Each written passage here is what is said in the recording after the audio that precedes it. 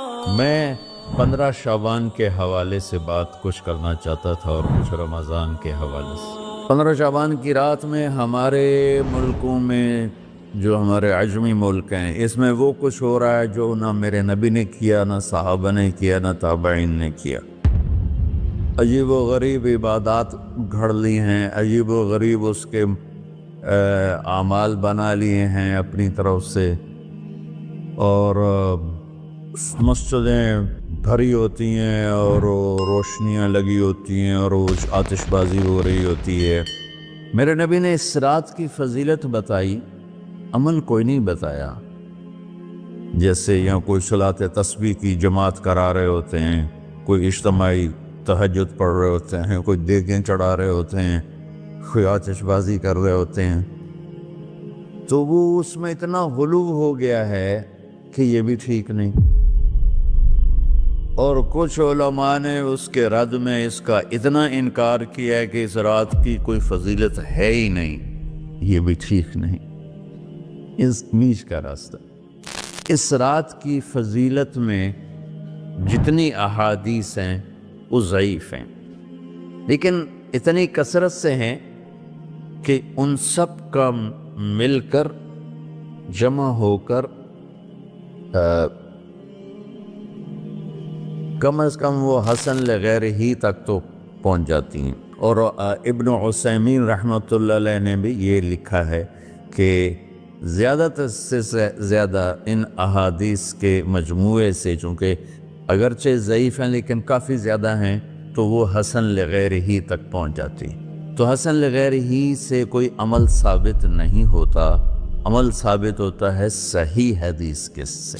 ایک احادیث کی کثرت سے روایات اور ایک امت کا عمل، کہ امت کا بہت بڑا طبقہ صدیوں سے اس رات کا اہتمام کر رہا ہے، لیکن کچھ عرصہ پہلے تک اہتمام تھا دن میں روزہ رکھنا، رات کو کوئی نوافل پڑھ لینا، کوئی دو چار زیادہ پڑھ لینا، لیکن اب یہ ڈھول تماشے جو اب شروع ہوا ہے اس کا تو کوئی وجود ہی کوئی نہیں ہے۔ تو اس رات کو اللہ تعالیٰ نے مبارک بنایا، اور حدیث پاک میں آتا ہے کہ اللہ تعالیٰ اس رات میں ساری دنیا کے لوگوں کی بخشش فرماتا ہے سوائے 5 آدمیوں کی۔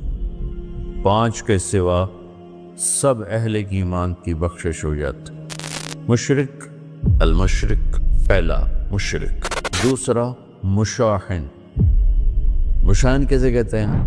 دل میں بغض رکھنے والا، کینہ رکھنے والا۔ تیسرا مسبل ازارہ، اپنے پاجامے شلوار چادر کو ٹخنوں سے نیچے تک لے جانے والا، لیکن ایک شرط کے ساتھ کہ وہ تکبر کی وجہ سے، سستی کی وجہ سے ہے، غفلت کی وجہ سے ہے۔ چونکہ جب آپ نے ایک مرتبہ اس کے بارے میں بات کی تو حضرت ابوبکر صدیق نے کہا یا رسول اللہ، میری چادر، عرب چادر باندھتے تھے جیسے ہمارے پنجاب کا لباس چادر تھا، اب وہ کم ہو گئے، ہماری تو بزرگ عورتیں بھی اور مرد بھی سب چادر باندھتے تھے، شلوار تو کسی کو پتہ ہی نہیں ہوتا تھا ہمارے بچپن میں۔ یہ تو پھر آہستہ آہستہ جب تعلیم آئی تو شلوار دیہاتوں میں بھی اور شہروں میں عام ہو گئی۔ تو اگر وہ اس لیے لٹکا رہا ہے کہ طبیعت میں تکبر ہے، پھر اس وعید کا وہ حقدار ہے۔ اگر ویسے اس کی نیچے جا رہی ہے تو میرا مالک ایسا، وہ تو ہے ہی رحیم و کریم، ہے ہی رحیم و کریم، ہے ہی رحیم و کریم،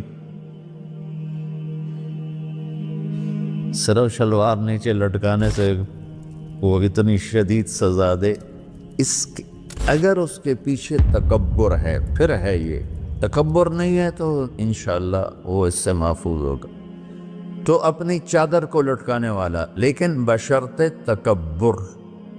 کتنے ہو گئے؟ 3۔ عاق لوالدیہ، ماں باپ کا نافرمان۔ نافرمان ایسا کہ دکھ دینے والا۔ چھوٹی موٹی اونچ نیچ تو ہر بچے سے ہو جاتی ہے، جن نے والدین کو ٹکڑے ٹکڑے کر لیا ہو اور ان کو دکھ دے دے دے دے کے ان کا سینہ چیر دیا ہو، چونکہ آپ کہتے ہیں پرزے پرزے کرنا کسی چیز کا، تو اپنے دکھ دے کر اپنی بدتمیزی کے ساتھ اس نے ماں باپ کا دل زخمی کر دیا ہو، ایک یہ نہیں معاف ہوتا۔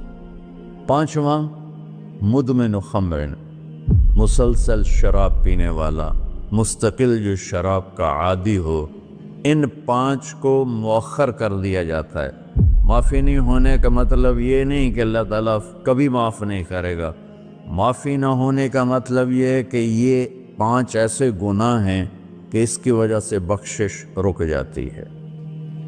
اگر وہ شرک سے نکل آئے، وہ کینہ سے نکل آئے، وہ تکبر سے نکل آئے، وہ والدین کی نافرمانی سے نکل آئے، شراب چھوڑ دے، تو ان کی بھی بخشش ہو جاتی۔ جب کوئی توبہ کرے گا فوراً بخشش ہو جائے گی۔ نہ 15 شعبان کی ضرورت ہے، نہ لیلۃ القدر کی ضرورت ہے، نہ بیت اللہ جانے کے ساتھ توبہ کی شرط ہے۔ جہاں بھی وہ بیٹھ کے توبہ کرے گا، جس لمحے میں کرے گا، اسی وقت اس کی توبہ قبول ہوگی اور اللہ اس کے پچھلے سارے گناہوں کو معاف فرما دے۔ ماشاء دن اللہ۔ کا روزہ، رات کا قیام، زیادہ زیادہ قیام سے مراد نوافل ہیں، کوئی گھر میں پڑھ لے، کوئی مسجد میں پڑھ لے۔ نوافل، نفلی عبادات گھر میں ہی افضل ہوتی ہیں۔ میرے نبی سنتیں ہمیشہ گھر سے پڑھ کے آتے تھے، تہجد اپنے گھر میں پڑھتے تھے، مسجد میں نہیں پڑھتے تھے، سوائے اعتکاف کے آپ اپنے نوافل سنتیں سب گھر میں پڑھتے تھے، اور مسجد میں صرف فرض آ کے ادا فرماتے تھے، اور اس کے بعد بیٹھنا ہوتا تھا تو بیٹھ جاتے تھے، اٹھنا ہوتا تھا تو اٹھ جاتے تھے۔ تو اعتدال اللہ کو ہر چیز میں پسند ہے۔ دنیا جو مختصر ہے اس میں کیسے پسند نہیں ہوگا؟ آخرت جیسے معاملے میں بھی اللہ ہم سے کہہ رہا ہے اعتدال، امتن وسطا۔ ایسے عیسائیوں کی طرح ترک دنیا بھی نہ کرو، یہودیوں کی طرح دنیا کے پیچھے نہ پڑ جاؤ، رزق کے حلال بھی کماؤ، اپنے بچوں کو بھی دیکھو، اپنے فرائض کو بھی دیکھو جو دنیاوی ہیں، اور اللہ سے بھی اپنا معاملہ ٹھیک کرو اور درست کرو۔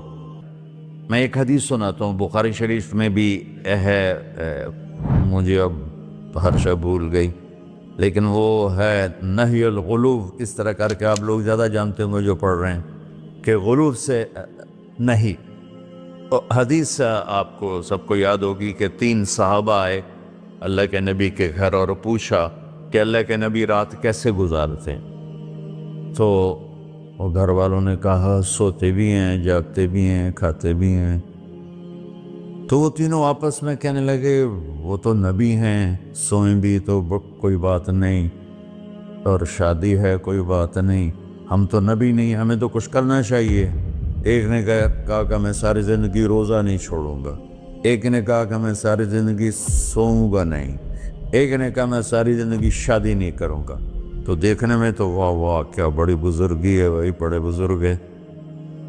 ہمارے نبی کو پتہ چلا، آپ نے تینوں کو بلا لیا، کہ تم مجھ سے زیادہ اللہ سے ڈرنے والے ہو، میں تم سے انا اتقاکم یا اخشاکم، الفاظ آپ لوگ کو زیادہ یاد ہوں گے لیکن مفہوم میں صحیح پیش کر رہا ہوں۔ آپ نے کہا میں تم سے زیادہ اللہ کو جانتا ہوں، تم سے زیادہ اللہ سے ڈرتا ہوں، میں سوتا بھی ہوں، میں کھاتا بھی ہوں، میں روزے بھی رکھتا ہوں، میں چھوڑ بھی دیتا ہوں، میری بیویاں بھی ہیں، میں اپنی بیویوں کے پاس بھی جاتا ہوں۔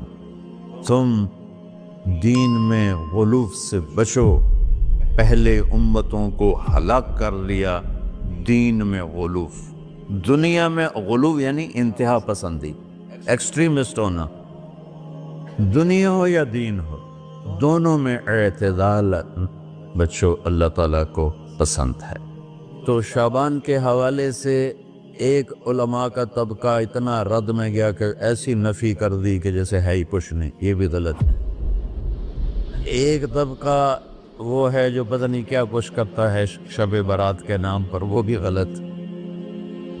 ساری حدیثوں کو ملا کر روزہ اور رات کا قیام، کہ رات کو اٹھ کے کچھ اللہ کو یاد کر، اور شعبان کی رات ضعیف حدیثوں سے ثابت ہے لیکن کثرت حسن لغیری ہی اور امت کا عمل اس میں بہت بڑی گنجائش پیدا کرتا ہے۔ تو جو بچہ روزہ رکھنا چاہے ضرور رکھے، جو رات کو اٹھنا چاہے ضرور اٹھے، لیکن وہ اتنا نہ اٹھے کہ صبح سبق میں سویا پڑا ہو۔ تو ایسی عبادت نہیں چاہیے کہ آپ اپنے طلب علم جو فرض ہے اس میں آپ سوئے پڑے ہوں تو تمہارے خوراکوں سے سبق بھی متاثر ہو رہا ہو۔ تو